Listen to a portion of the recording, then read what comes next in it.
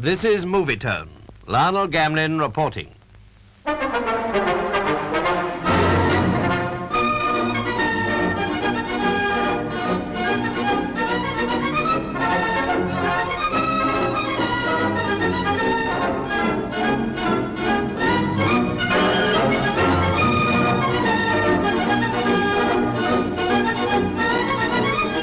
In spite of fears that flooding might have made it necessary, there were no alterations to the Aintree course. So once again, this year's Grand National was to be that familiar thrill of nearly 4.5 miles of 30 of the stiffest jumps in the world.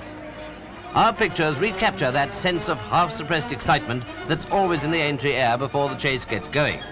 Nobody in Britain nowadays expects the weather to relent. Still, if it was pretty foul, this second half of the spring double was going to turn out very nice indeed for the bookies. Though it wasn't a record field, it was a huge one.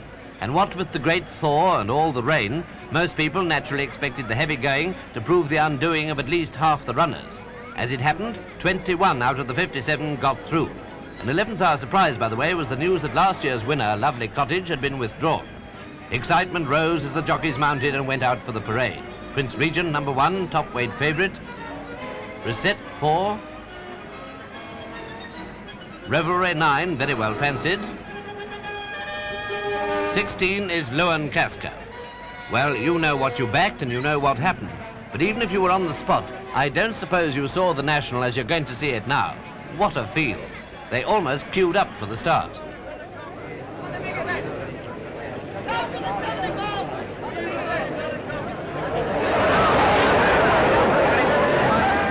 A good getaway all the same, and Loch Con, who led most of the time last year, went to the front and showed the way over the very first jump.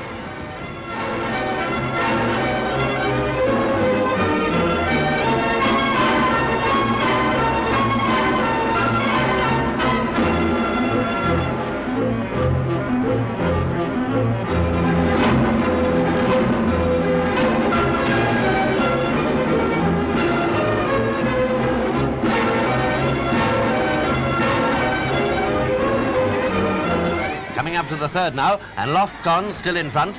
This rail ditch and fence accounted for 2 horses, one of whom was EP.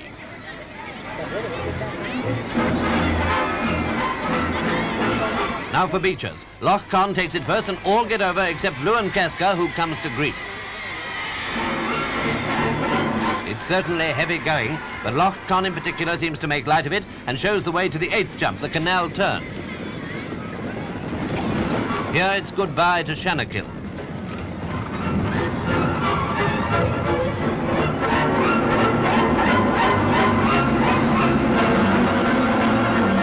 Prattler falls at Valentine's. This is an unforgettable study of the 1947 Grand National.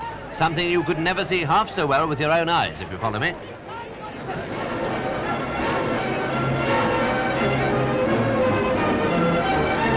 Jump number 11 reduced the field still more, what with at least 1 fall and several refusals.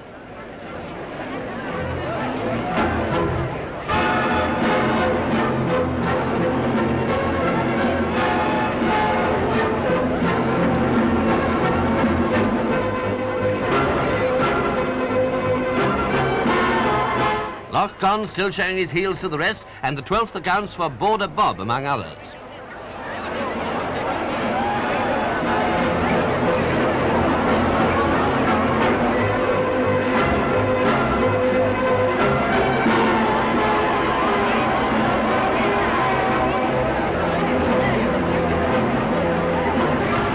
Loch Con, Musical Lad and Kilner Glory, the grey, all prominent for the moment, followed closely by half a dozen, any of whom may still pull it off. That's the order at the end of the first round. Incidentally, a horse called Caughoo was lying about 6th, but nobody was taking much notice of it at the time. Here we go now, over the first jump again, and from this point, stamina is going to count more and more.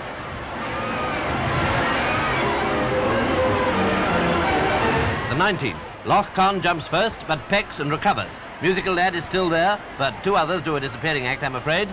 As usual at this stage in the National, riderless horses do their best to steal the picture. But at the 20th fence, the spotlight should be focused on the 3rd runner.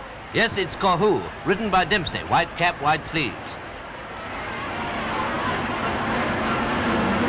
Beaches again, and the same order. Roland Roy comes a cropper.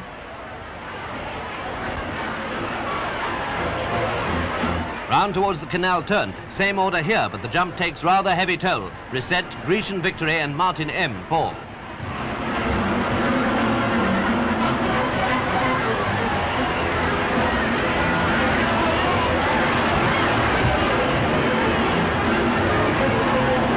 Valentine's for the second time, and it's Lochcon and Caughoo.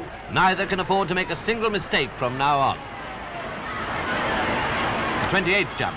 Lochcon pecks again, but his rival makes a perfect landing.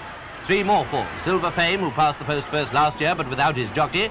Jack Finlay, who did so well on that same occasion, and Handy Lad.